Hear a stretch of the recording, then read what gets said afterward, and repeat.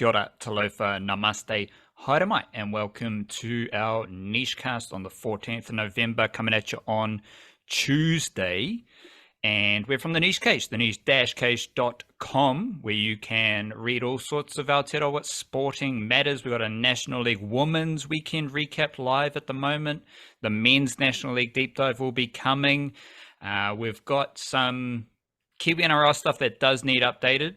I'll touch on that in a jiffy, but we do have the Big Boppers. Did a Big Bopper deep dive late last week, so that's live on the website. Got a Blackcaps test squad deep dive as well ahead of their first World Test Championship outing of Bangladesh, which is pretty interesting. So you can read about that, and obviously we'll be tracking that over the next few weeks as well. Head on over to the niche-case.com, where we deliver in-depth Aotearoa sporting yarns and insights. If you do appreciate the Niche Case and all our content, the website, the newsletter, the videos, the podcasts, everything we're doing, you can support it directly through Patreon, patreon.com/our Niche Case, as well as our paid Substack subscription option. You can basically donate to the Niche Case through those channels. Otherwise, you can subscribe on YouTube. You can just jam all our content. You can tell a friend. You can drop a like and all that other good stuff that lets us know that you're out there enjoying our mahi. And part of that, a bonus that you do get if you join the Patreon whānau and or you upgrade to a paid Substack subscription, you get access to our subscriber podcast that we drop every week. Last week we did it on Friday, and we went deep into Plunket Shield cricket and a bit of football, bit of national. No, I don't know. The last podcast was a deep dive. There might have been. Yeah. So that Plunket Shield subscriber podcast is still all good. You can still, well, they're all good still. Evergreen Aotearoa. They don't have use by dates or anything. Beautiful evergreen Aotearoa sporting content. But make sure if you are a fan of the Plunket Shield, check in with that subscriber podcast ahead of round. I think we're up to round 4 already. And this week for our subscriber podcast, because the Blackcaps are playing Wednesday night, which we will talk about today in this episode, and Plunket Shield starts tomorrow, we will be offering some Kiwi-NRL junior information. So I'll expand on some of the things I do talk about today, as well as lots of National League football. So we are going, basically Wednesday's subscriber podcast is going to be lots of Kiwi-NRL junior stuff, lots of National League. And what we're doing at the moment is we're also offering just basic work. It's not quite homework, but it is our like notes and stuff to accompany the podcast. So you will get like lists of players. Nico the Wildcard's serving up his National League stats that he keeps himself, which is absolutely ridiculous, but shout out to him. So you're not only getting the podcast, the subscriber podcast, you're also getting lots of notes, nuggets, facts, and figures to accompany what we chat about in the subscriber podcast. That's coming out tomorrow, Wednesday, through Patreon and a paid Substack subscription. Let's get a bit of mindfulness right here. What do you got for mindfulness today? Mindfulness. Somewhere in here. Here we go. From the author Deontay. If you're not enjoying something, it's almost always because you're doing it too fast. You know, slow down and enjoy the process. What's me favorite saying? Apart from motion is lotion. Motion is lotion is one. Chop wood, carry water is another good one. I've got a couple.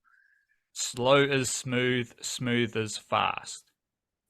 So if you move slowly, you're moving smoothly, and if you're moving smoothly, you're moving fastly, which isn't a word, but it's the same point. Slow down, do what you want to do, have some fun, enjoy that moment, as opposed to, but you're not going to rush through something that you enjoy doing, are you? No, because then you're going to be doing it for less time. just for starters, like above all, if you rush through it, you finish it early, and you got to get back to doing stuff that you like less. You might as well take your time with it and enjoy it, but also just savor it, right? Like just be in that moment, in the period of time where you're lucky enough to be doing something that you genuinely genuinely enjoy and want to be doing. Because we don't always get to be in those scenarios, and it's probably for the better that we aren't always in those scenarios, because it would take away the context of that moment. But that's exactly why you got to savor those moments. As always, we're not perfect. We throw these mindfulness things up to help ourselves learn. And I will say, as much as I am slow as smooth, smooth as fast, can you repeat your mindfulness right here? If you're not enjoying something, it's almost always because you're doing it too fast. Like that really resonates with me, Mr. Slow Motion. But no, when you get the Aotearoa vitamins in you and you got a bit of the munchies, that kai doesn't. You're not slowly devouring that kai. You're absolutely destroying that kai. And as much as you love that kai in the moment, you are smashing it out. So maybe I need to slow down and just enjoy that kai even more. And this is coming from Donna Tartt, who has written 3 novels published once every 10 years. So it just takes her 10 years to write a book. So she's living by the code as well. Righto. Yesterday we sent out our Monday newsletter. So we're just going to take a few moments here to just explore on a few topics we did touch on our Monday newsletter. This comes out via Substack, thenichecase.substack.com, every Monday and Friday, full of Aotearoa sporting information. And yesterday, one of the things I did touch on was the Kiwi-NRL train and trial list, which is it's delivered by the Daily Telegraph, one of the crappy Australian media outlets. And to be honest, like, Aotearoa's media outlets aren't much better. But the good thing that they do, that you can, I assume, I only see it through other people copying and pasting it. I think they do put it behind a paywall, but there's a whole bunch of ways you can see it, or you can just wait for me to roll through it with my Kiwi-NRL goggles on and break down the Kiwi-NRL lads who have train and trial deals over the summer. This is merely just a tool, like a different way of looking at some of these Kiwi-NRL juniors. And I do a deep dive into who these players are. And as I'm preparing for that deep dive, it's really solidifying in my mind that maybe Aotearoa is producing better rugby league talent than Australia, which is ridiculous to say, but I think it's true, because the best youngsters in this train and trial group are from Aotearoa, let alone what we've seen with the Kiwis, the Kiwi Ferns, and to be honest, all of Aotearoa sport, but rugby league is leading the way. And that is most evident in some of the players that I've already explored a lot this season or this year. So we had the Kiwi-NRL juniors who helped Australian teams win. The recent one had guys like Te Huranui Twiddle, who's now on a train and trial deal with the Eels. He started in SG Ball, then he goes fullback to Jersey Flegg. Now he's got a train and trial deal. You've got Sio Kelly with the Warriors. He started in SG Ball. Now he's got a Warriors train and trial deal. Roosters had Salisi Foketi, a forward from Manurewa. Twiddle is from Turanga Waiwai. Sio Kelly's a Point Chevalier junior from St. Paul's in Auckland. Salisi Foketi's a Manurewa junior.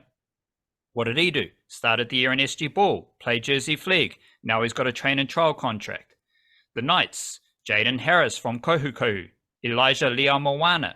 He's a Manurewa junior from Southern Cross. What did they do? Start the year in SG Ball. Now they got NRL train and trial deals. SG Ball's under 19. So no, those dudes didn't just move up the ranks last year. They're now on the fringe of NRL as in the same year that they were under 19. And you've also got Elijah Rasmussen, big bopper from Westlake Boys High School. He was playing Malmaninga Cup, which is actually under 18s. Now he's got an NRL train and trial contract. So these dudes they all featured in the Kiwi-NRL juniors who helped Australian teams win because they played finals in SG Ball or Jersey Flegg, Malmaninga Cup or Hastings Daring Colts. Now they've got fringe NRL opportunities with their respective teams. You've also got interesting bits like Kaius Fa'atili, who I had as still in the Broncos system, Now he's with the Melbourne Storm, which is ridiculously exciting because he's massive, he's mobile, and the Melbourne Storm are a great system. Felix Fa'atili, he's dominating with the Sharks. He played SG Ball, he played Jersey Flegg, peeped the common theme. Older brother Caius from Christchurch, now he is with the Melbourne Storm, and that is a really interesting opportunity for him. Also, it gives the Melbourne Storm 2 big boppers from Christchurch. Fa'atili's a Hornby Junior, and you've also got KC Newton Whare, who is a Riccarton Junior from Christchurch.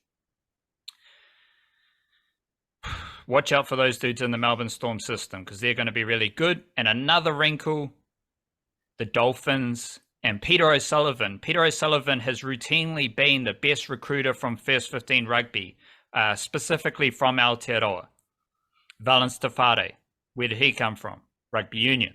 Not necessarily First 15 because he had left school, but he is a rugby union talent. John Whinianga Nofo. He dominated for Dolphins in the junior ranks this year. Notable junior in the Kiwi-NRL juniors who helped Australian teams win. Where did he come from? Auckland Grammar First 15. Elijah Rasmussen, where did he come from? Westlake Boys High School First 15. And now the Dolphins have Tavita Nofahu, who played First 15 rugby for St. Kentigern College. He was a winger for the New Zealand Schools Rugby Union team. Now he's got a train and trial deal with the Dolphins.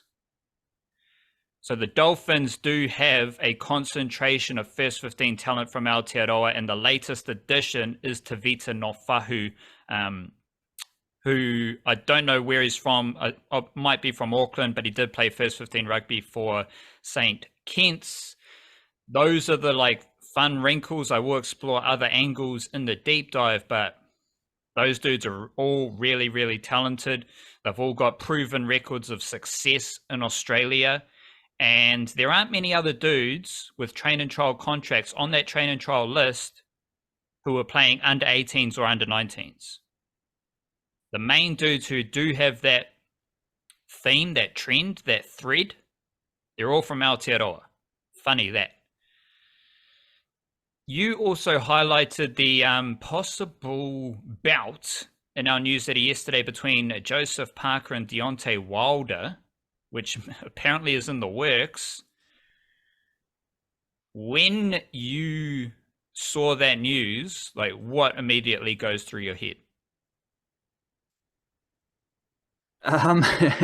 Well, it was the funny thing about that is when I first saw the news, it was on because I subscribed to Dan Raphael's Substack newsletter thingamajig, but I only get the free version. I don't do the paid version for obvious reasons because we want people to sign up for our paid version so I can afford to buy other people's paid versions, right?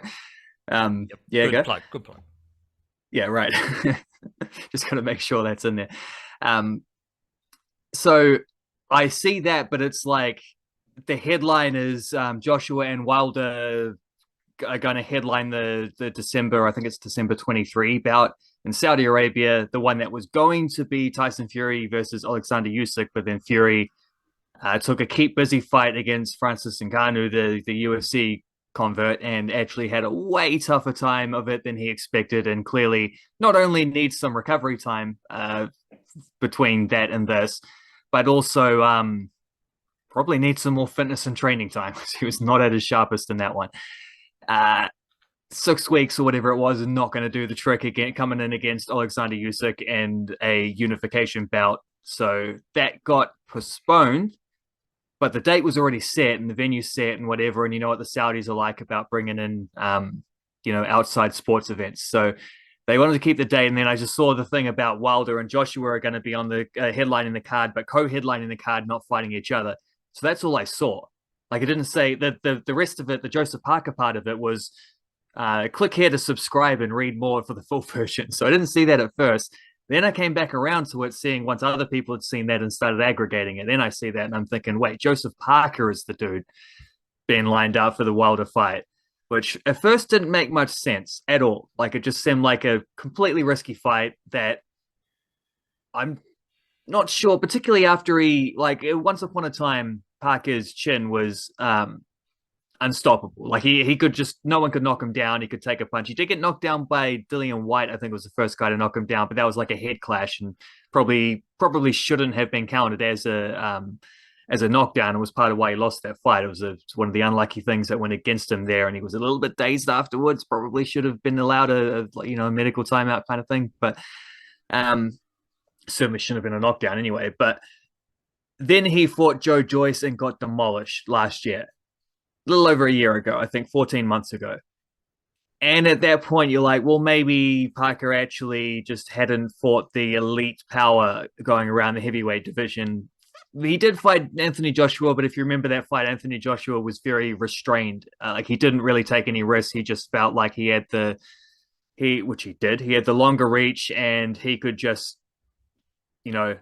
tally up the points and win on the scorecards without taking risks, without having to worry about Parker counterpunching, not letting Parker get too close.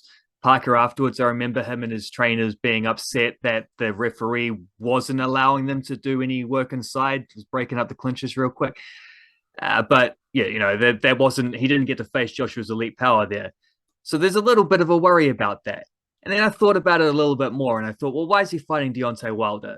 Because his best mate Tyson Fury has evacuated the bout, so it was just an easy. He probably threw out Parker straight away. Parker always wanted to fight on that. He would have been on the undercard anyway. He had a fight on the same day as Fury, but he got through it in like a first or second or third round knockout or something like that. I can't remember what exactly, but it was an early knockout, so he was just breezed through that one, no dramas. He's good to go on the short turnaround. In fact, it's probably better for him in the short turnaround because he's already in fighting shape. So that made sense as to how he got the opportunity. And then I think, well, Deontay Wilder, elite power, sure. But the criticism of him beyond that has been, what else is there for him? Is most people haven't been able to withstand his power. But if you can withstand his power, the critique is, well, he doesn't actually have a lot else. So maybe if Parker backs himself there, and then also with Parker, like if he wants to get back into the title contending realms, he can't just keep fighting average Joes, like guys who he's expected to beat. You have to take some risks. He's not in a position to demand which opportunities come along at what time for him. He has to step out and be like, well, this is the one that's available. So this is the one I'm going to take, whether it's the ideal matchup or not. So in that light, I think it's quite a courageous move from Parker, and it's quite I don't know, quite an ambitious one. And I've come around to thinking, well, I respect that. If they can get this done, I kind of respect that he's taken this bout, because in a way he kind of doesn't have much to lose, because if he does get defeated here, he's just in the same position he already was, because he has lost to Joe Joyce, to Anthony Joshua, to Dillian White, to the very best of the best that he's fought. He has tended to lose to them. And maybe Wilder is more vulnerable than those guys were. So at first I'm thinking, well, why is he doing that? He's just going to get himself knocked out. And then I came around to thinking, well, there's some sneaky potential to that bout. And now I'm kind of excited about it. Even more excited when I saw the secondary news that there is a potential that Junior Farr might get added to that card as well and make his comeback. First time he would have fought since he lost to Lucas Brown, which I kind of thought maybe that might be it for him. He's a family man and he did get knocked out pretty hard in that one. So I thought maybe that, I don't know. But good payday, chance to get back in and get his career back on track. Can't remember who they said he was fighting. I think it might have been like Robert Sanchez or someone like that. So someone who's, an opportunity to get a pretty decent win on the cards if he on his record, if he can do that. I'm suddenly kind of excited about how that might go, When is there a date for that event? Yeah, I think they said December 23, but definitely sort of mid-December. So there's also about Carlos Ulberg has been scheduled to fight Dominic Reyes, UFC 297, which is January 20th. So it's basically a hot month there. Well, it's summer, so it's going to be a hot month, but it's also a hot month of Kiwi one-outs. And that is there's some similarities that I can feel. Like it's not a perfect exercise of drawing similarities between these two bouts, but Deontay Wilder was at the top of the heavyweight boxing world. He's kind of dipped off the radar in recent years a wee bit, and it's also a step up for Joseph Parker. Dominic Reyes was at the top of the light heavyweight division a couple of years ago. Then he dipped off the radar a wee bit, had a few losses. And this is a step up for Carlos Ulberg. So they're interesting bouts, and they share this kind of thread of stepping up a level. They're not like this is deep on the undercard of UFC 297. Like these aren't Joseph Parker's not a headliner. Parker's a co-headliner, but he's not the headliner from the co-headliner. But it is he's just on the co-headline. It's also closer to the top of the heavyweight rankings, whereas Carlos Ulberg is trying to fight his way into the upper echelons of the light heavyweight rankings in the UFC. But both fights are a step up for Parker and Ulberg against fighters who have been at the top of their respective divisions in either sport. So I do think it's going to be an interesting month for those two, let alone the wider Aotearoa combat sports scene, because, as you said, Junior Farr might be fighting. I think you're going to start to see more city kickboxing fighters get in action in the UFC. There's been a bit of a down period in recent months, so it will be interesting to see what happens there.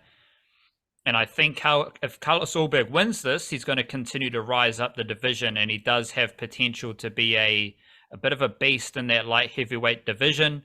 Not in our Monday news that it was a Ben Waine goal for Plymouth Argyle, but you did get the clip of that, which we put on Twitter and Instagram. First goal in the English Championship. Can you just give us 1 minute on Ben Waine's first goal in the English Championship for Plymouth Argyle?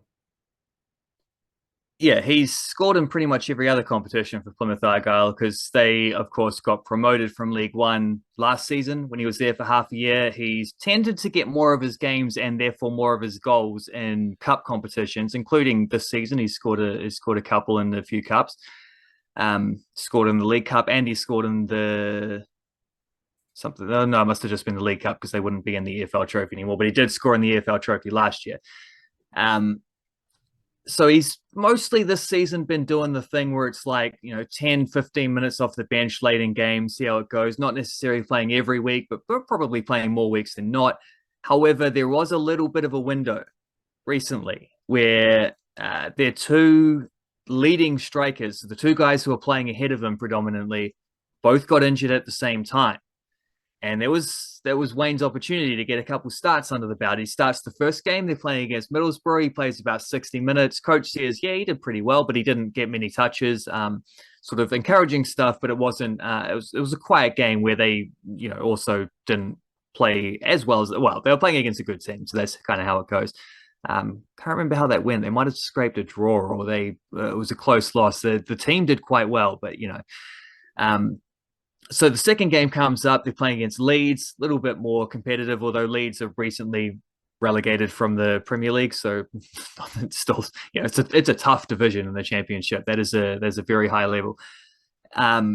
He doesn't get the start. I was hoping he would. They decide they change things around, give a winger a go as the centre forward. So slightly frustrating there to see the starting lineups. However, he still gets about half an hour on the bench, and what does he do? He comes on and he scores a goal. It's a tap-in, but it's the kind of thing that you need to do when you're fighting for when you're fighting for minutes, basically. When you're fighting for opportunities, he's got to take some of those, and that's you can have all the encouraging kind of he puts in a shift, he runs around heaps, he competes for every ball even if he doesn't always win them, he throws himself about, like great attitude, great energy kind of stuff.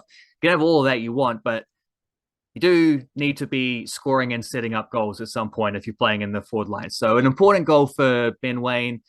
First bloke to score in the Championship as a New Zealander since Chris Wood was there, which was, funnily enough, for Leeds when he was still at Leeds just prior to him moving to Burnley. So good signs for Ben Waine. Just on Chris Wood as well, came off the bench on the weekend.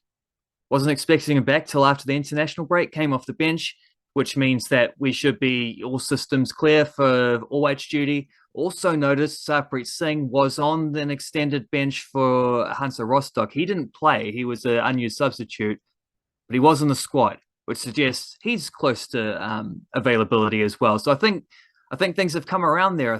Baisley took a risk in picking both of those two under injury clouds, but it's looking like both of them are going to be ready just in time to play at least some part in the All Whites upcoming games. as will Ben Waine. I think the New Zealand under-17 team had a 3-0 loss against Venezuela at their World Cup. Yeah, they did, and it wasn't great. So was there anything that you learned from that game? Just about maybe scouting a player or any kind of detail about how that team's playing? Like, yeah, it was a stink result, whatever, but was there anything extra that you learned from that loss against Venezuela? Not heaps.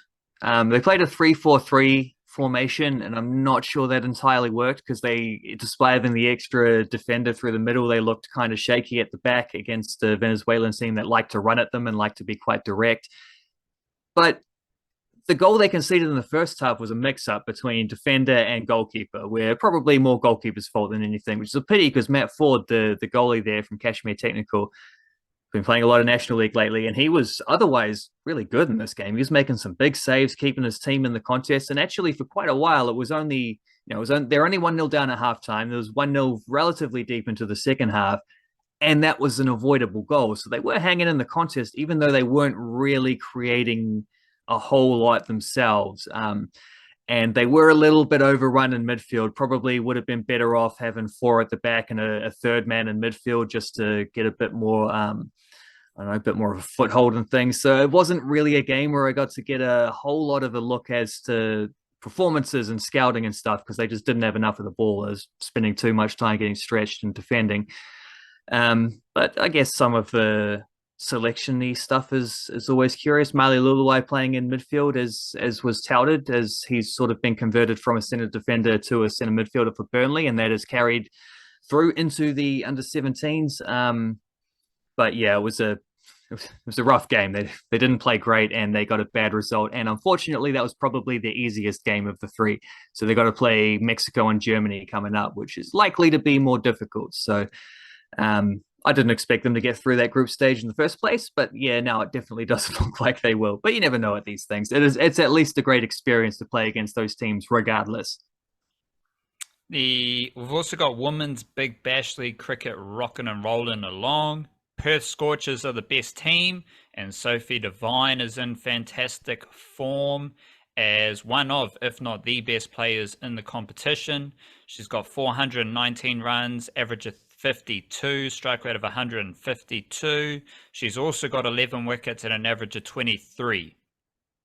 So she is leading the Perth Scorchers, who are 7-3, top of the table, which is great for Sophie Devine and the Perth Scorchers. I did touch on this in the newsletter where I included a link to the I think it's called Reflecting on the Amazing Summer 2021-2022 Summer of Sophie Devine, in which she won the Women's Big Bash League and the Women's Super Smash with Wellington. And if Perth Scorchers are doing well in the Women's Big Bash League, it features a lot of Sophie Devine. It features a lot of Sophie Devine whacking sixes and boundaries and also taking wickets with her medium pace. Brisbane Heat are fourth. They are 6-3, and they have Amelia Kerr, who has, she missed the first few games of the competition, and then she came back in. She had a really good first game. She scored a 50 and took some wickets. Let me pull that up. She hit 59 runs and she took 2 wickets. Since then, she's had scores of 41, 4, and 3, and she's taken 2 wickets in her last 3 games, all of which were taken in the most recent outing. So she hasn't quite hit the heights of her first game of the season. She's got 107 runs, average of 26, strike rate of 120, and she's got 4 wickets and an average of 31, conceding 8.4 RPO, which is quite expensive. And the bit of a dirty secret about White Ferns and women's cricket in Aotearoa is that Amelia Kerr is currently a better batter than she is a bowler, and she's the best batter in Aotearoa right now across both formats. So that's not a negative against Amelia Kerr because her batting is genuinely world class, but her bowling continues to take a wee hit, and she is one of the most expensive Brisbane Heat bowlers. She's the second most expensive bowler so far this season. So be interesting to see how Amelia Kerr performs with the ball. Brisbane Heat are fourth, so they're chasing finals cricket, and they have the Sydney Sixers in hot pursuit. They are 5th with a 5-5 record. What's interesting about the Sixers is that they went 1-5 in their first 6 games. They've now won 4 in a row. And they made a change with Susie Bates moving from the opening role to the middle order. So the first of the last 4 wins, Susie Bates didn't bat. And then the second and third of those 4 consecutive wins, Susie Bates scored runs. And she scored runs with good strike rates. She also played like leadership roles where she had to kind of manage her way through the back end of an innings in the middle order for Sydney Sixers. And they also won last night with Susie Bates not doing anything in that game. But 2 of their 4 wins in a row to get their season back on track have had Susie Bates playing a key role with the bat in the middle order. Susie Bates has 113 runs with an average of 14 and a strike rate of 94. So that tells you the story of how much Susie Bates was struggling to start the season, because she did have 2 good scores and she's still averaging 14 with a strike rate of 94. But things seem to have turned around a wee bit. But if the Sydney Sixers are going to get into 4th spot ahead of Brisbane Heat or ahead of Adelaide Strikers or ahead of Sydney Thunder, I think you're going to see Susie Bates chiming in. And that will be interesting because Susie Bates has only opened, she's only really opened the batting since, I think she emerged as a bit of a bowler batting down the order for the White Ferns and whatnot. But in my time covering Susie Bates, she's always been at the top of the order. Now she's having success in the middle order for Sydney Sixers. And I'm curious if that's a role she could play for the White Ferns, because let's be honest, the White Ferns aren't doing much better either. But Susie Bates does do pretty well at the top of the order for the White Ferns, but I think there's an opportunity. You could put Kate Anderson up to open and then put Susie Bates down the order, for example, where instead of having Susie Bates, Sophie Devine, Amelia Kerr, and Maddie Green, you get 3 of those 4 wickets, or you get all 4. It's basically game over for the White Ferns. You can give some other players a promotion and then have Susie Bates as a reinforcement, as a safety net, which might be a better look for the White Ferns, because it does feel right now like if you take some top order wickets, you can basically finish off the White Ferns right there. So we'll see how that looks over the rest of the Women's Big Bash League campaign. Which brings us into Blackcaps, a bit more cricket. Well, shout out Henry Nicholls. He did beat his charge. He did beat the ball tampering charge. He beat the charge. It wasn't looking great. Like the footage clearly showed Henry Nicholls doing some things with his helmet and the ball. And I was like, whoa, that's a bit iffy. And in my test preview, I did ponder, if Henry Nicholls is found guilty, would his place in the test squad be in jeopardy? Let alone the fact that I don't even think he's a first 11 test cricketer right now, when you do have Rachin Ravindra, Glenn Phillips and Will Young competing for some batting spots as well. But is Henry Nicholls the type of bloke who's going to openly ball tamper? I don't think so. And I also don't think that is something that many Kiwi cricketers are going to do, especially if they are in the wider Blackcaps mixer. Like there's a bit of mana that the Blackcaps have, and I don't think that's what made it so surprising. Like the initial charge, it was like, is this what Blackcaps are doing in Plunket Shield cricket? Yeah, does Henry Nicholls, who's already scored 100 and would then score an unbeaten 30 odd to chase down the victory total later in that game, does he care enough about beating Auckland in the Plunket Shield to do that? He's got a test series coming up. That was the thing that surprised me, which is why I sort of thought, well, then maybe it's just not what it looks like on that grainy little pup cam footage, I think Canterbury would do anything to defeat Auckland. Well, in some sports, Yeah. definitely. Yeah. In cricket, I don't think they had to try that hard. I think it was going to happen anyway. But apparently, I imagine like some Blackcaps people got involved, coaches and stuff like that. They would have all come together and said like, this probably didn't happen, but it might have happened, but it probably didn't happen. And we move forward to the Test series, which is coming up. But first, Wednesday night, Blackcaps versus India. Realistic that they probably won't win, but hopeful they will win. Yeah, that's probably about how I feel about this as well.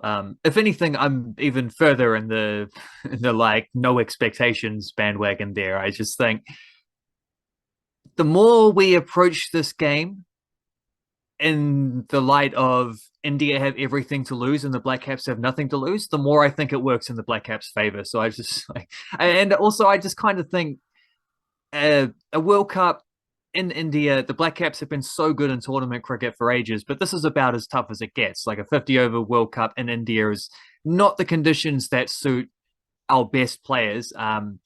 Probably in a position right now to be able to handle that better than ever before. But because, like, they've found batters who can score runs in these conditions. It's helped that there's been quite flat wickets for the most part, and there have been a lot of runs scored. Like there's been several scores over 400 in this tour, so in this tournament. So that's probably helped the batting side a little bit. We have had issues with the bowling throughout, just not getting those early wickets. Injuries haven't helped. It's been, but injuries are part of the conditions as well. That's part of the grueling aspect of playing in India. Sometimes at a bit of altitude, but also particularly the northern stuff, but also just in general the heat and humidity, and it's difficult. It's difficult touring India for that long. It's everyone always says that touring cricketers. So in light of all that, I kind of think just making the semi-finals is already a really good effort from the Black Caps. To do that, to achieve what they did, they've done the thing that makes this a successful tournament, and whatever they do beyond this is up for grabs, but it's not gonna taint them one way or another if they lose.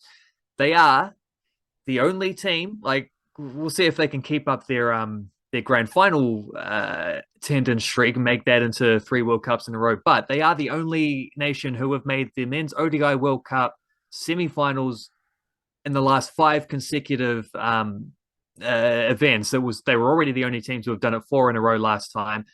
I think India and Australia both now made the last 4 in a row, but we've now made 5 in a row. So we're still ahead. We're still holding off. I did write it down. I think Australia definitely have made the last. No, Australia have made the last 3 in a row, and they made a couple before that when they were winning them all the time. India has made 1, 2, 3, 4 in a row. Yeah, there you go. So the Black Caps still lead that. We've kept that stat alive.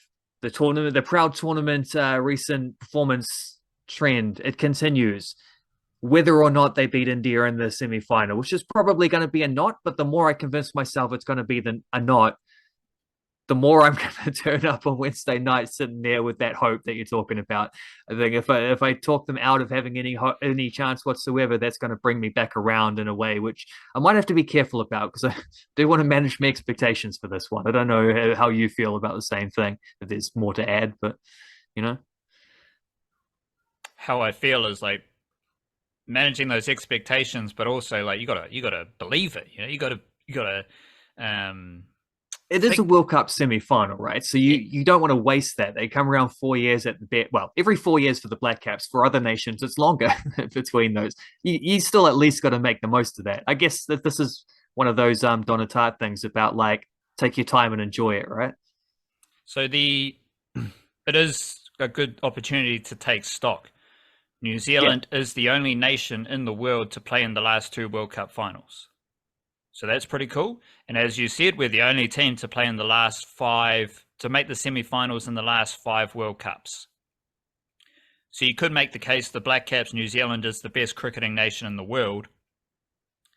Even more so considering the nations who think they run cricket and have far greater playing populations. Like New Zealand has done those things, as well as winning a World Test Championship, as well as I think it was 2 T20 World Cup finals in a row. And equally as interesting semi-final like record.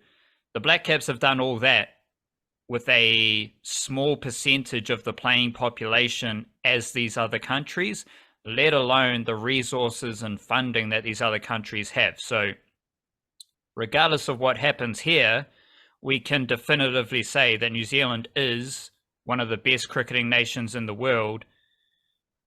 You can say that by itself, and you can also say it for kg, relatively speaking, considering the population. I do have this feeling like, because we did talk about the Trent Boult, like what's wrong with Trent Boult? What's Trent Boult doing differently in this World Cup? And it's quite obvious that he is playing in India. 2015, he was playing most of his games in New Zealand. 2019, all those games were in England. That does apply to the Blackcaps as well, because the Blackcaps played a home World Cup effectively and in English conditions, which were quite similar to New Zealand. And that also applies to the Indian matchup.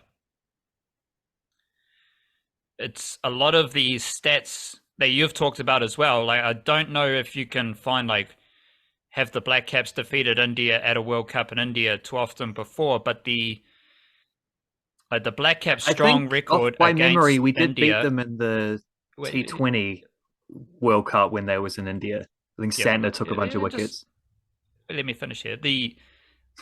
That doesn't apply. Well, see, now I've lost my train of thought, mate. Jeez. Sorry. You started talking about the T20 World Cup. This is an ODI World Cup. What are you doing? That's all we got. So the Blackcaps have had a good record against India, but not necessarily in India, in conditions that the home team are favourites in. So you can kind of take the Blackcaps' record against India in World Cups with a grain of salt, considering that many of those results did not come in India. However, if the Blackcaps defeat India, then we'll know it's for real. Then we'll know, like, wow, Blackcaps are a far better cricketing nation than India, and they are the bogey team for India in World Cups. The two things I did highlight in the newsletter were Blackcaps' fewest extras in this World Cup, as we've talked about a few times. So that's a sign of their discipline, their craft. And we did talk about how in the subscriber podcast, we did talk about the best way for the Blackcaps to defeat India will be their craft, their guile, their tactics, their strategy, Kiwi tangibles like your mana, your discipline, your team culture, and doing anything that is required of your team to win. That's how the Blackcaps are going to defeat India, not necessarily firepower and, big knocks, big sixes and whatnot, but that could happen. So the Blackcaps are the most disciplined bowling attack in this World Cup by a considerable margin as well. I think I wrote they are the only team who have conceded less than 50 extras, and they are the only team below, I think them and Bangladesh are the only teams below 3% of runs conceded as extras. The Blackcaps are on 2.5 and Bangladesh are also below 3. It's quite amazing if you compare it to South Africa.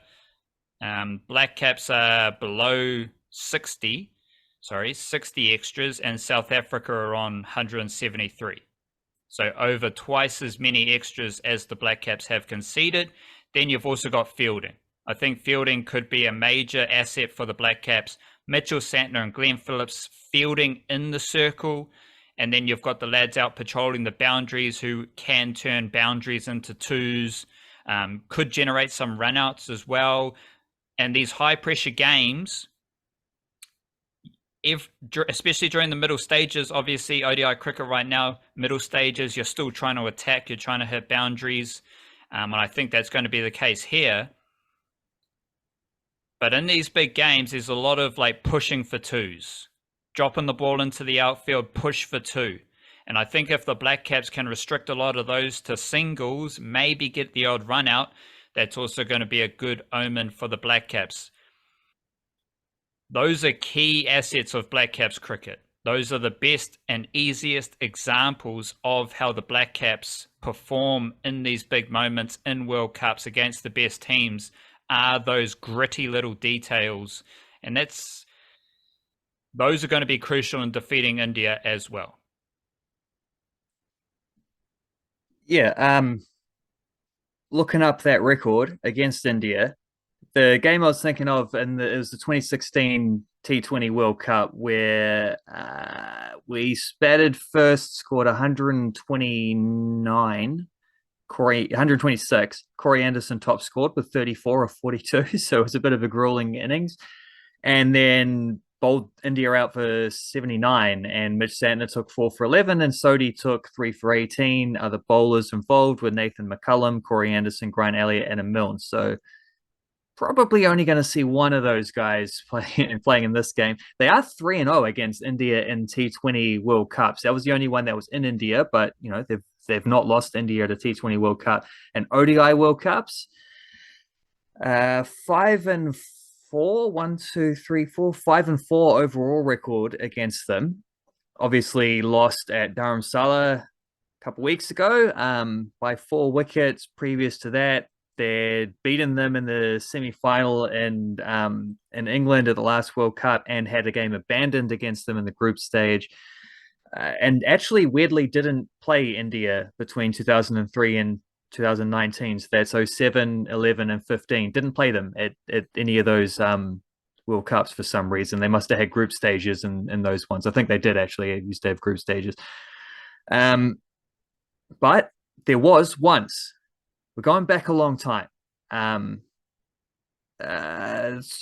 There was two other examples where they've played against India at a World Cup in India. That was the 1987 World Cup, and we lost both of them by 16 runs in one of them and by 9 wickets in the other. So we have not beaten India in a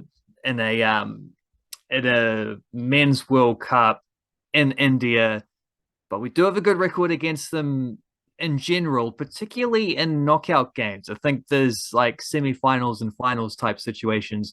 We have been better at against them.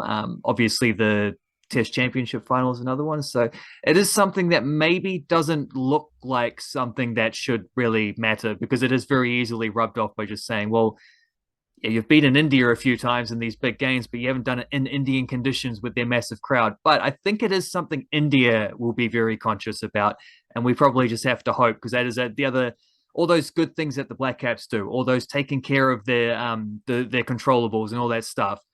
The reason that works is because other teams don't do that. So the reason that's going to be a factor in the semi-final, or if it is a factor, the reason it will be the case is if India allow the pressure to get to them, the pressure of the situation, because the Blackcaps won't. The Blackcaps, even if they might have in other situations, they're not going to in this game, because they know that they have nothing to lose and all the pressure is on India. If India start to feel that pressure, that's when that swings back around. And when that is the case, you do see this in sports. Sometimes the home field advantage can become a disadvantage if that connection between the crowd and the team isn't quite, all heading in the same direction. If the equilibrium is off. So I don't know. I don't know if that will happen. I don't know if that will be allowed to happen by just how skilled and the just high level that India have been playing at, winning every game to this point. But if the Blackcaps are going to beat them, that's a big part of the puzzle of how that's going to happen, is India panicking and the Blackcaps not worrying about that. And some of that historical context, if India are aware of that, even if they're trying not to think about that, if they're aware of it, that does help us. Like that is a factor. A lot of these guys played against the Blackcaps in that last semi-final, lost to them. The Test Championship final, lost to them. That kind of stuff does linger a little bit. And I will say, I'm pretty confident that regardless of what happened through the group stage, and arguably the Blackcaps pushed India as close as anyone did through that group stage as well. I think they are the team that India, from the Indian perspective, least wanted to play in the semi-final.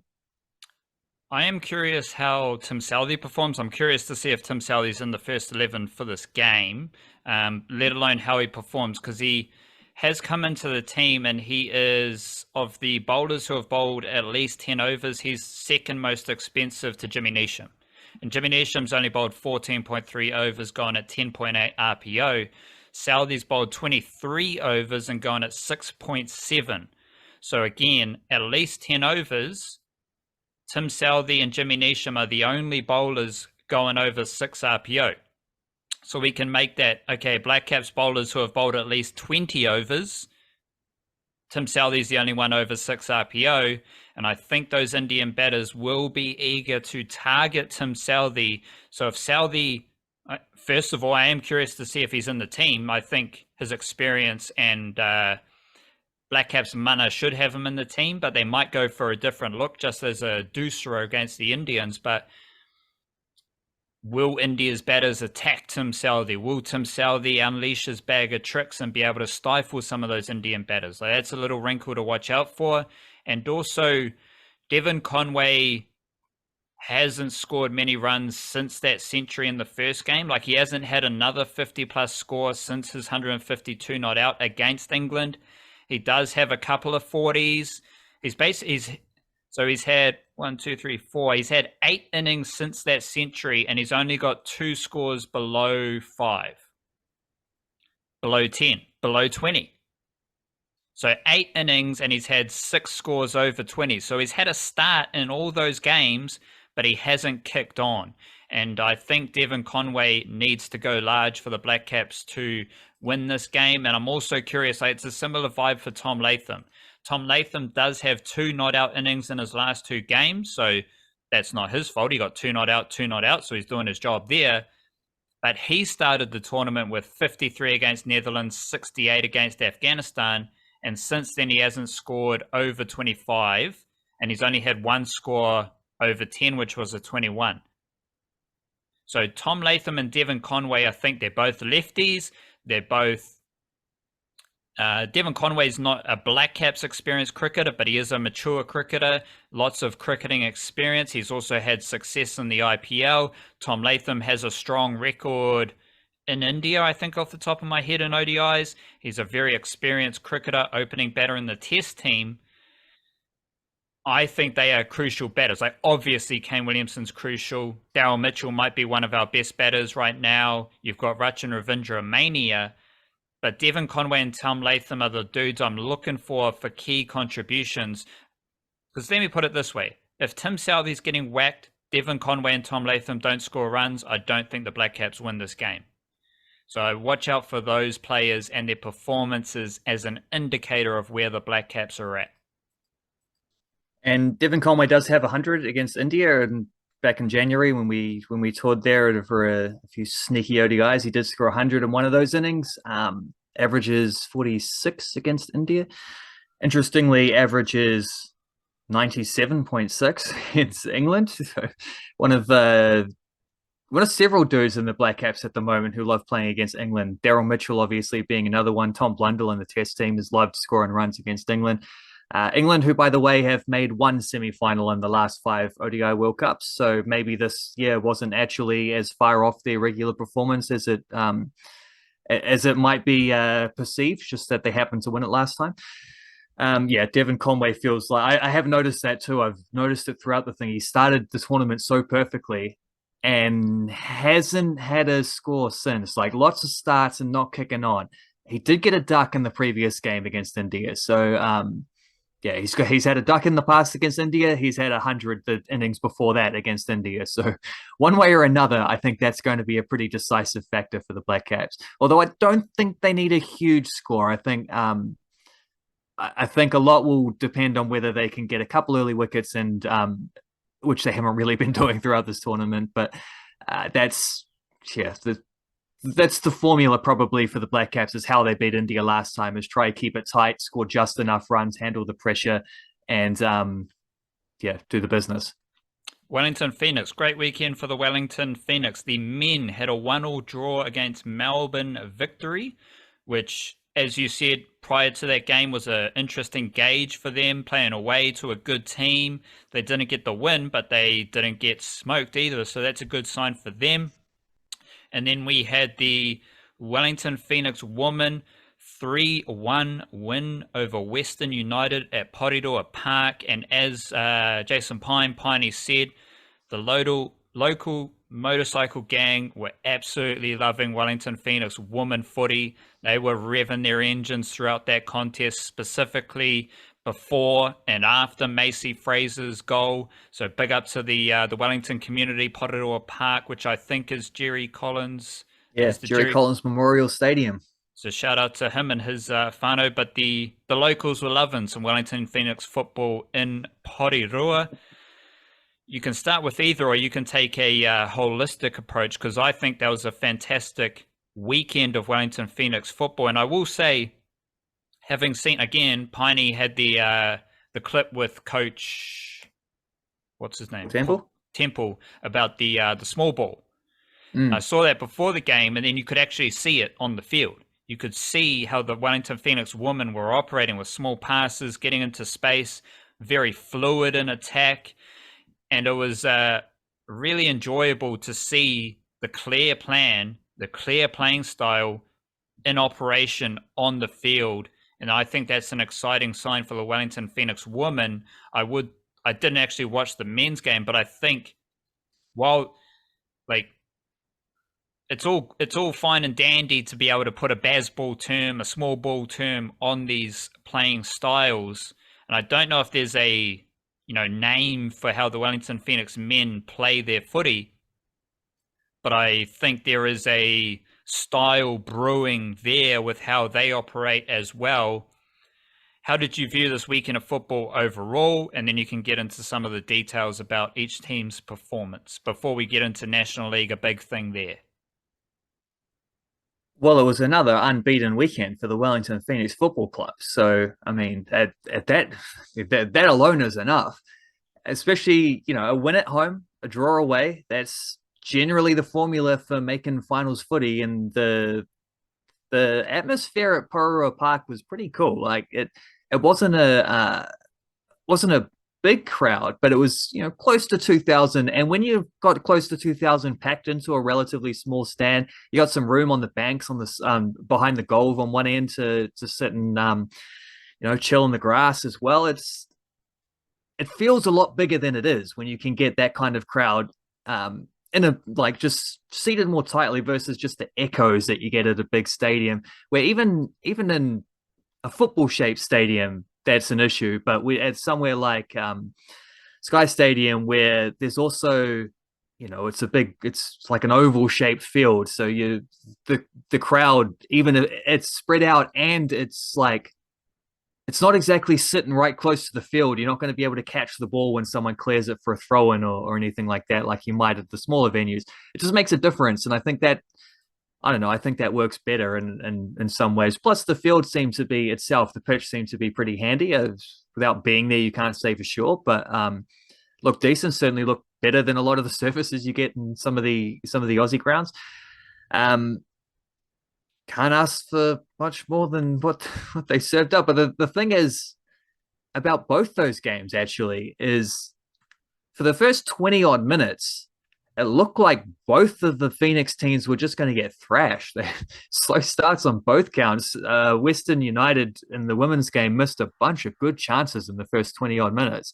And it took the Knicks some time to settle into that one. In the men's game, it was worse. They were 1-0 down after about 15 minutes, and the victory just, Phoenix couldn't get out of their own half. They're getting absolutely destroyed. And then at the same time, they just withstood it and then started to make some adjustments. And I haven't checked out if he's actually addressed this yet in some of the things, but I'd be curious to know exactly what the instructions were. I might have to look back at some of this if I find some time later in the week. What exactly the Phoenix did, the men, to get a foothold in that game, what they did to just stem the flow and be able to turn the tide somewhat, because they, at no point did they get to where they were creating a lot of chances.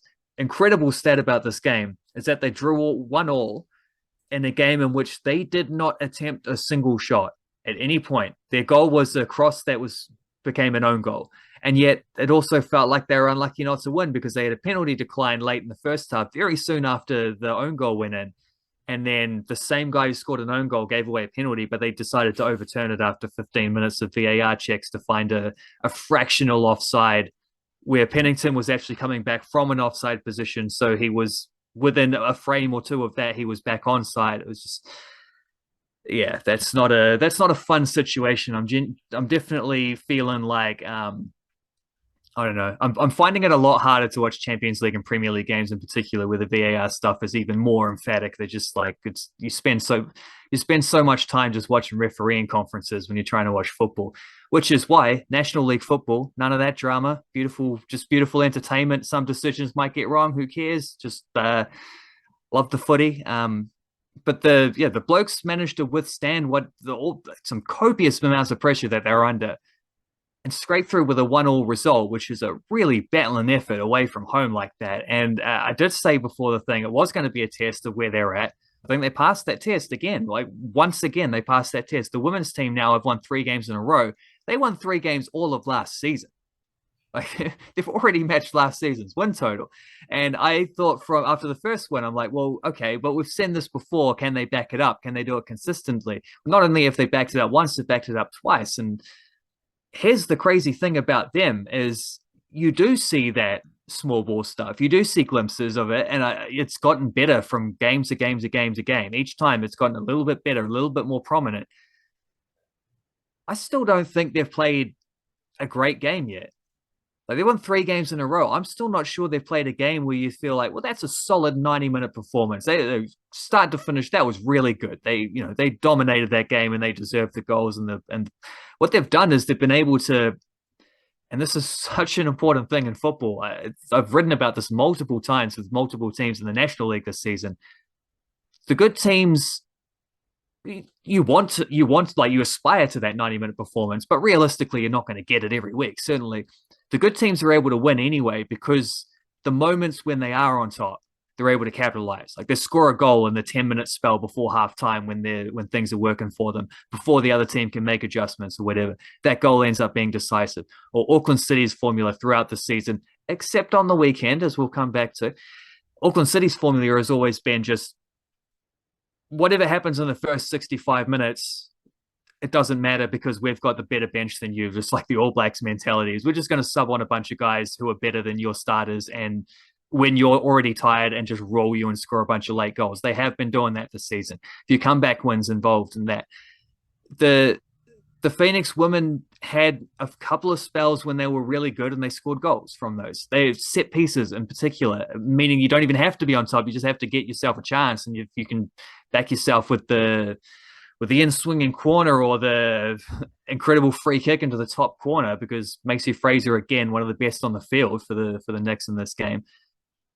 You score the goals when the opportunities arise, and the game looks very different very quickly. And they've been able to do that 3 weeks in a row. It's quite incredible because again, I don't even think they've played a great game yet, and they've already matched last season's win total. Like that's a sign not only of the improvements they've made, but a sign of how many more improvements they might yet still be to make that we haven't even seen from them yet, because that stuff's still to follow. And I think the men's is the same. I think you can see. I don't know what the name is for it, but it's probably going to have Chief in the title of it. I don't want to say Chief Ball though, because that just seems it's too obvious just to put the ball in there. At least small ball has a rhyming thing to it, and it is borrowed from another sport because that's the Golden State Warriors thing, their death lineup and the small ball and whatever. Different concepts to how those things work, but still, I don't know what the next bloke's name of it. Oh yes, please. They're chiefing. They're chiefing. That's what they do. Yeah, I like that. They're out there chiefing. They get the ball, they switch it to the far side. Really good, solid defense. You've got quick transitional attacks. That's chiefing. That's it. You got your wing backs bursting up the sidelines. T-Pain loves the chief. He's chiefing. T-Pain, and then you got Lucas Kelly-Heald. He's bursting up the left side. You've got the target man, Oscar Zavada, receiving the ball, flicking it out to the holding flanks. It up, laying it off, making that run. You got the youngsters on the bench coming on and giving big efforts as well. That's a part of chiefing. That's all part of the formula. They've got room to go as well. That's the thing. They're getting better. They're only at the start of what they're capable of. And honestly, I didn't expect the women's team to be this much better, but I expected them to be pretty good. I thought the men's team were going to be battling off a wooden spoon. The way that they've started to be still undefeated after 4 weeks, having had a trip to Melbourne Victory away against an informed team coached by Tony Popovich, like that's not easy. That was a very difficult game. and it unfolded like a very difficult game, and they still scraped away a point. That's I don't know. These are good times to be a Wellington Phoenix supporter. They're doing some pretty handy things, and that is fully unexpected on the men's. I just did not think they could be at this level that quickly, and they have been. And it's been a month of repeated performances. So you can't just say it was a lucky day here or there. You know, you do it consistently. That's just the team that they are, and this is the team that they are, the Chieftain. I'm curious because you did mention the Wellington Phoenix woman not necessarily playing a excellent 90-minute performance, and that is near impossible to do.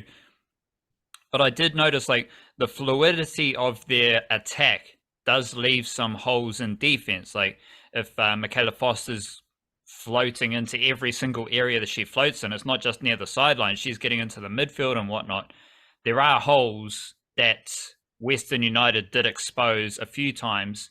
And I'm curious like how that develops over the course of the season, how this team can balance out their attacking fluidity and that small ball style with ensuring they do have a solid defense because they got a good goalie. They've got really gritty defenders who will get blocks in, who will make crucial tackles. And I think that's what the Wellington Phoenix men have as well. But at some point, they will need to balance out their attacking fluidity with a really stout, I guess, compact small ball defensive unit that doesn't offer those spaces that I think Western United struggled to capitalize on because they did have opportunities from those spaces.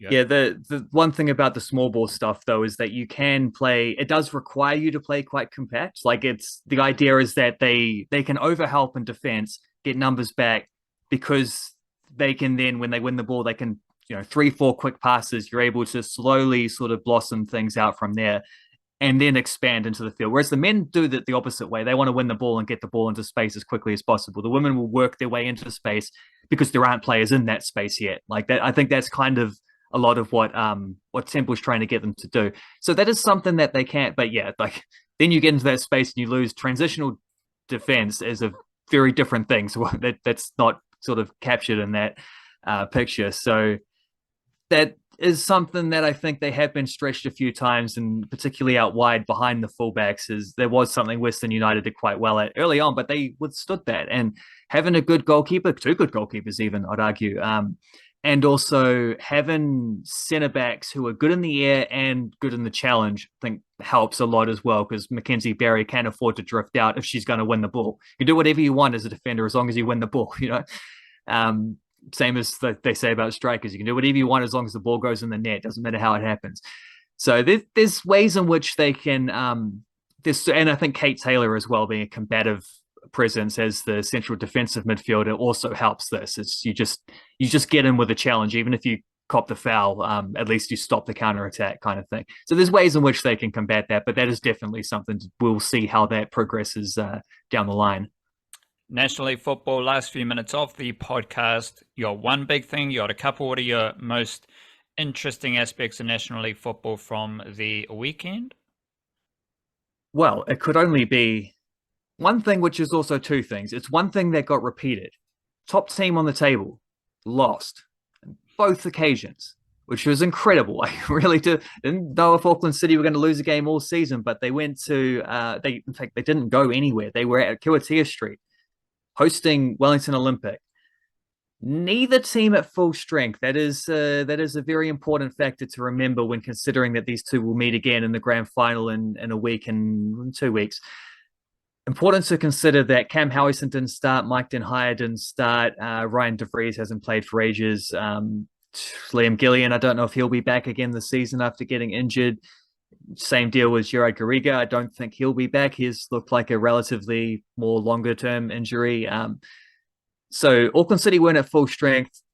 They will definitely, because Howison and Den Heijer both played off the bench in this game. So those guys will be starting in a grand final. Don't worry about that. Might not have all their dudes back elsewhere, but they didn't have Connor Tracy as well. They gave Joe Wallace, their 18-year-old backup goalkeeper, at the start in this game. So City weren't taking it as serious as they would for a grand final, of course. But also, Wellington Olympic were not at full strength. They did not have Jack Henry Sinclair or Ben Mata, both of whom have been dealing with injuries in recent weeks. They were rested, not bothered for the trip. Justin Gully wasn't playing. Um, Joe Hopper, but I don't know if he's quite first 11. We'll see how that goes. But that's, two of their star defensive trio weren't there, and then one of their very best wide players, Kalen Gould, was only on the bench. Did come on and had a big impact, but neither team at 100%. But it's still like there's the bulk of the team, the identity of the team. That stuff doesn't change. And then I think Hamish Watson was also on the bench as well. Came on and had a massive impact. Two of their goals have actually been given as own goals as it stands, which I wouldn't be surprised if that changes because I didn't think those were own goals. It wasn't even in my head. I thought Bazooka's got one of them and Watson got one of the others. But anyway, Wellington Olympic 3, Auckland City 1. And it was a game that felt cagey for about 60 minutes until some of the bench guys, until Howison, Denhire, Watson, Gould all came on off the bench. Then the game suddenly changed, and the last half hour was full of goals. And 3 of them went to Wellington Olympic, who are the first team to beat Auckland City at Kiwatia Street for 6 years. Like they just don't lose at that venue until here, where they suddenly did. And this is a relative dead rubber. And again, like, can't emphasize enough, is this is not the peak of these two teams, and just the fact that players are missing doesn't also the other aspect of why are players missing, because it's not a game to be risked for. So the mentality aspect of that is something to consider as well. But if you wanted to set up the grand final perfectly, this is how it happens. Like, this is Wellington Olympic showing that they can beat Auckland City. If Auckland City aren't at their top, Olympic don't even need to be at their best in order to beat them. I could not be more excited for the grand final in a couple of weeks now, especially after these two teams played a bit of a classic in the last grand final, a bit of a classic in the Oceania qualifiers at the start of the year. They're good competitions when these two play, and Olympic for the first time have now beaten Auckland City. His home record has been shattered a little bit. It's not going to affect the grand final stuff, but it's not going to affect grand final qualification, but it's certainly going to affect grand final previews and just the general vibes heading into that one. The top team losing in the women's competition, that will affect some things, though, because Eastern Suburbs coming into this round were the only team who still had their grand final qualifications still entirely in their own hands. They were 2 points clear at the top. They were first. They were playing last place Ellerslie, who had lost every single game. Ellerslie won 1-0. And it was one of those crazy football games where just after a while it begins to be clear that there might as well be like in basketball, they talk about a lid on the basket. I think in this case, we're talking about some kind of like force field over the goal. It's just the ball wasn't going in. It's one way or another. Eastern Suburbs spent the entire second half basically in Ellerslie's defensive half, and Ellerslie just players back, defending stoutly. They've struggled a lot during this tournament, I think less so because of ability and more so just because of confidence and belief at this level and not quite being as assured, not putting in 90-minute performances. Here they did. Here, once they got a goal in the first half and had something to defend, you saw a different type of Ellerslie. No one was cutting corners. Everyone was locked in. Midfielders were basically playing in the back line. Everyone was dropping in and putting in a shift and being very physical against Eastern Suburbs, who rested a couple of players for this game and probably felt in the end like they should not have done that. Now they've dropped out of the top two and their qualification is not in their own hands because Auckland United beat Western Springs 1-0, because Southern United beat was it Central? They beat someone 4-1. Yeah, it was Central. Those two teams now just have to win their final games. I think Southern play Ellerslie, Auckland United play one of the Wellington clubs. If those two win, that is our grand final. If one of them drops points, that's where Western Springs and Eastern Suburbs come back into the mix if they can win their last games. So the men's final is sorted, a week to spare. Women's final, going into the final round, has 4 teams who could still make the final, although it's looking like Southern United versus Auckland United as things stand. Cowabunga. That is the Niche Cast. We will do our subscriber podcast tomorrow and be back on Thursday with another Niche Cast recapping a famous Blackcaps victory over India at the World Cup. Big up yourself. Love yourself. Kia kaha. Stay beautiful. Cheer, cheer.